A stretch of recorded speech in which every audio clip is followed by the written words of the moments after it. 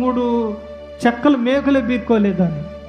మేకులు బీక్కోవటం కాదు, ఆ మేకులు తూటులు పొడవబడి చనిపోయి మూడో దినం తిరిగి లెగటం గొప్పతనం.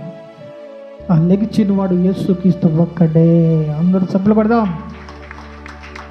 హల్లెలూయా. ఇప్పుడు యేసు ప్రభు మూడో దినాన్ని ఎలాగ లేచాడో గుర్తుపెట్టుకోండి.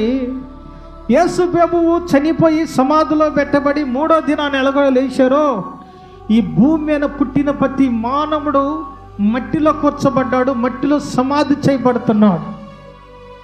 ఈ మట్టిలో పెట్టేస్తున్నారు, మట్టిలోనే సమాధి చేయబడుతున్నారు. శరీరం అంతా మట్టి అయిపోద్ది, మట్టిలోనే కలిసిపోతుంది. కానీ యేసు ప్రభు తిరిగి వచ్చినప్పుడు నీ శరీరం నీకు వచ్చిందంట. ఏమొచ్చింది చెప్పండి? ఆ మట్టిలో కలిసిన శరీరం నీ శరీరం నీకు అయింది. నీకు అలాగనే మళ్ళీ ఈ అవయవాలు వచ్చి యేసు ప్రభు ఈ భూమి మీద కడుగు పెట్టినప్పుడు ఆ సమాధిలో నుండి తిరిగి నువ్వు కూడా లెగుస్తావు. అందరూ సభ్యులు పడదాం. హల్లెలూయా.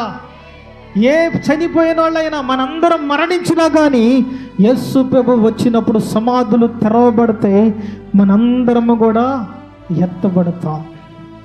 హల్లెలూయా. ఏం చేయబడతాం? చనిపోయినవాడు చనిపోతున్నాడు అనుకోబాకండి.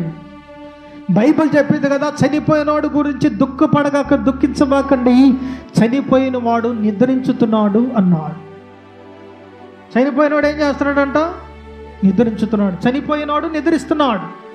నిద్రపోయిన మనిషి అలాగనే మళ్ళీ ప్రభు వచ్చినప్పుడు అలాగనే శరీరం కూడుకుంటుంది, శరీరంతో పాటు మనిషి లెగుస్తాడు.